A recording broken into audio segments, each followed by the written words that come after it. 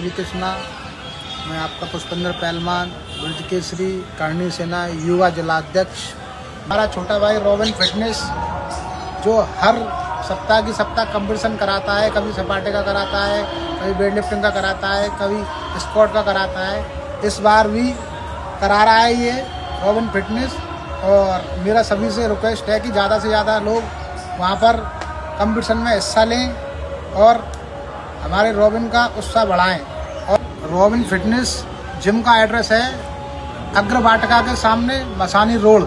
सभी ज़्यादा से ज़्यादा सभी भाई पहुँचे वहाँ पर और कंपटीशन का हिस्सा बने।